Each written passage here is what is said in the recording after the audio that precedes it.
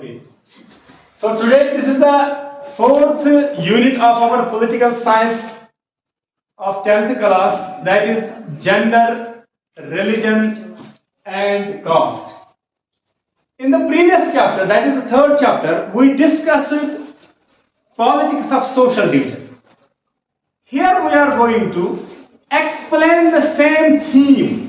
हम इसको अब explain करेंगे कि वो politics of social division कैसे होता है.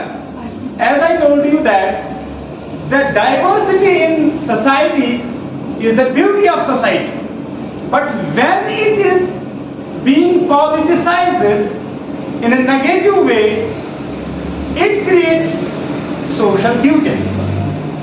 And the basis of those social division may be on the basis of gender, on the basis of religion, on the basis of caste. Gender and religion both are universal. यानी सारे दुनिया में जिस मुल्क में भी आप जाएंगे उसमें जेंडर भी होगा और रिलीजियस डाइवर्सिटी भी होगी, लेकिन caste diversity is special to India. ठीक, but first of all we have to understand gender in politics, how gender influences politics and intern is influenced by politics. Number one. But before going forward, सबसे पहले हमें दो चीजों के माने जानने होंगे. What is sex and what is gender? As I told you, sex is actually biological and thus natural. कुदरती होता है, कोई लड़का पैदा होता है, कोई लड़की पैदा होती है और कोई ट्रांसजेंडर होता है. But when this sexual diversity creates stereotypes, creates prejudice about a particular gender, then we say that it is gender. That is, gender is actually a social construct. It is not natural. What is natural? That is, sex is natural. And gender is a social construct. And it is based on social expectations and prejudices and stereotypes. मिसाल के तौर पर किसी भी society में औरतों के मुतालिक एक खास सोच होती है कि इनमें ये कमी है, ये सिर्फ ये काम कर सकते हैं, ये सिर्फ कुछ काम कर सकते हैं और कुछ कामों के लिए फिट नहीं है. उसी को हम कहते हैं जेंडर बायस. दूसरी बात, पब्लिक प्राइवेट डिबेट या पब्लिक प्राइवेट डिविजन. अब देखिए, इसी सोसाइटी में जिसमें स्टीरियोटाइप्स है कि women are fit for certain jobs and they are not fit to perform certain jobs, यानी औरत कुछ काम कर सकती है, बाकी कामों के लिए वो फिट नहीं है, नेचुरली फिट नहीं है. इसको हम कहते हैं प्रिजुडाइज या स्टीरियोटाइप. एक सोसाइटी ने ऐसे ही सोशलाइज किया होता है लोगों को और फिर उनको ऐसा ही सोच होता है. लेकिन इसमें भी एक मसला इसमें भी है. मिसाल के तौर पर इस स्टीरियोटाइप में women is fit for indoor games, indoor jobs. आपके घर में खाना पकाना है, you have to clean your you have to clean your homes, you have to wash your clothes and you have to upbring the children. बच्चों की देखरेख, घर की देखरेख, खाना पकाना, कपड़े धोना, ये सब औरतों का काम है. लेकिन जब यही काम पेड होता है पब्लिक स्फीयर में, मसलन कोई होटल पे होता है, किसी होटल में कोई शेफ है, तो वो क्या करता है? What's he doing here? There he is cooking the food. That means he says that this is the job of women at his home. But when the same job is being paid, जब वही काम public में जब उसे पे किया जाता है, तो men are ready to do that. हालांकि घर में वो काम करने के लिए रेडी नहीं होता है, लेकिन जब उसी काम के लिए उसे बाहर पैसे मिलते हैं तो वो आराम से करता है. तो इसका मतलब यह है कि ये नेचुरल, जिसको so called division of natural division of labour कहा जाता है, यह भी खुद ब खुद हम इसकी डाइकोटमी, इसका इख्तिलाफ, मतलब इसके मुतजाद हम चीजें देखते हैं. ठीक, इसीलिए अच्छा, दूसरी बात, अब देखिए आप अर्बन एरियाज, रूरल एरियाज में वही वुमेन जिनको कहा जाता है कि they are fit for the job within the four walls of home, वही उनको हम देखते हैं कि they are supporting their man folk in agriculture. अच्छा, ये तो हुआ रूरल का। अर्बन एरिया में हम देखते हैं कि domestic labourers when they are being paid, तो वुमेन वहां पे भी जाती है। और जो मिडिल क्लास फैमिलीज है वो फिर मुख्तलिफ ऑफिस में भी पेड जॉब्स ले लेती है। तो इसका मतलब यह है कि ये टोटली फेक है, ये टोटली गलत है। ये सिंपल एक सोशल कंस्ट्रक्ट, सोशल प्रेजुडाइज और सोशल जिसको हम कहते हैं स्टीरियोटाइप है कि women are fit for certain jobs, जबकि हम फिर देखते हैं रियलिटी इससे मुख्तलिफ होती है।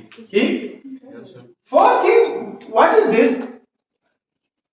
Due to this prejudicial social mentality, इससे क्या होता है कि जो हमारा पब्लिक स्फीयर है, जहां पर वुमेन्स बहुत सारा कंट्रीब्यूशन कर सकती थी, लेकिन 50% of human resource is either unutilised और अंडर-यूटिलाइज्ड। यानी या तो हम उनको बिल्कुल भी काम में लगाते ही नहीं है, या अगर लगाते हैं तो थोड़ा। इसका मतलब है 50% of your human resource which is sometimes it is more than 50%, जो वुमेन folk का है उनको आप पब्लिक स्फीयर में कोई जगह ही नहीं देते हैं। नतीजा यह कि 50% of your human resources either underutilised और अनयूटिलाइज्ड, या तो थोड़ा आप उसको इस्तेमाल करते हैं, या थोड़ा उसको स्पेस देते हैं, या बिल्कुल भी नहीं। तो नतीजा यह है कि उनका कंट्रीब्यूशन देने से रह जाता है। पांचवा जो हमें इसमें सीखना है, अब क्या हुआ तो इंप्रूव दियर कंडीशंस। वुमेन्स को अब पता चला कि हमारी कंडीशन काफी बुरी है, डोमेस्टिक वायलेंस फेस करती हैं, डोमेस्टिक में भी उनको पूरा हक नहीं मिलता है, प्रॉपर्टी में भी उनको हक नहीं मिलता है, एजुकेशन में भी हक नहीं मिलता है, पब्लिक स्फीयर में भी और प्राइवेट स्फीयर में भी दे आर फेसिंग डिस्क्रिमिनेशन। तो उन्होंने क्या किया, तमाम दुनिया में वुमेन राइट्स के लिए बहुत सारी मूवमेंट्स उठी। उन सारी मूवमेंट्स को हम कलेक्टिवली क्या कहते हैं, फेमिनिस्ट मूवमेंट्स। ठीक। और उस फिनोमेना को हम कहते हैं फेमिनिज्म। तो feminism means these are the women rights movements throughout the world who are actually demanding that women should be treated equally in private, in public and in domestic sphere। घर में भी उनको अच्छा बहुत सारी प्रॉब्लम्स उनको face करनी पड़ती है। तो ये बहुत सारी प्रॉब्लम्स, चाहे वो सोशल है, इकोनॉमिक है, इनहेरिटेंस का मसला, पॉलिटिकल राइट्स है, एजुकेशन राइट्स, इन सब में वुमेन्स को इक्वली ट्रीट किया जाना चाहिए। उन्हीं चीजों को हासिल करने के लिए फेमिनिस्ट मूवमेंट इस दुनिया में चली। ठीक। अब सेक्स थिंग इसमें जो है वो यह है कि अब औरतों को लगा कि एजुकेशन फील्ड होगा या सोशल फील्ड या और कोई फील्ड, जब तक हम पॉलिटिकली अपने आप को अपग्रेड नहीं करेंगे, जब तक हम पॉलिटिकल पावर ग्रैब नहीं करेंगे, तब तक हमारी कंडीशन सुधरने वाली नहीं है। इसलिए उनका पहला थ्रस्ट जो था वो किस पे रहा, to control the political power so that by dint of this political power, इस पॉलिटिकल पावर के जरिए, इस सियासी कुव्वत और ताकत के जरिए हम अपने हुकूक की बात करेंगे और अपने हुकूक को लेकर ही रहेंगे। That is why we find improvement in the condition of women. अब हम देखते हैं कि वुमेन साइंटिस्ट पे है, टीचर्स भी है, एजुकेशन में भी है, और थोड़ा थोड़ा यहां पे इंडिया में भी अब हम देखते हैं कि उन्होंने पॉलिटिकल रिप्रेजेंटेशन में भी काफी हद तक हिस्सा लिया है। और अगर हम सारी दुनिया की बात करेंगे, तो सबसे ज्यादा वुमेन रिप्रेजेंटेशन जो पब्लिक स्फीयर में वो है नॉर्थ यूरोप में एक इलाका है, इसको हम कहते हैं स्कैंडिनेविया। ठीक। इसमें असल में आते हैं नॉर्वे, फिनलैंड और स्वीडन। ठीक। ये इलाका है, ये ग्रेट ब्रिटेन है, यहां से ऊपर नॉर्थ यूरोप में। ठीक। ये थोड़ा नॉर्थ ईस्ट ब्रिटेन में के नॉर्थ ईस्ट में थोड़ा आता है, तो इसको हम नॉर्थ यूरोप कहते हैं। तो ये स्वीडन, फिनलैंड और ये जो नॉर्वे है, इसमें सबसे ज्यादा हम देखते हैं कि वुमेन्स को अपने पब्लिक स्फीयर में अपने राइट्स मिले, जबकि इंडिया अभी इसमें काफी पीछे। तो I am sure that you might have understood this topic. This is all for today. Next, inshallah, tomorrow. Okay.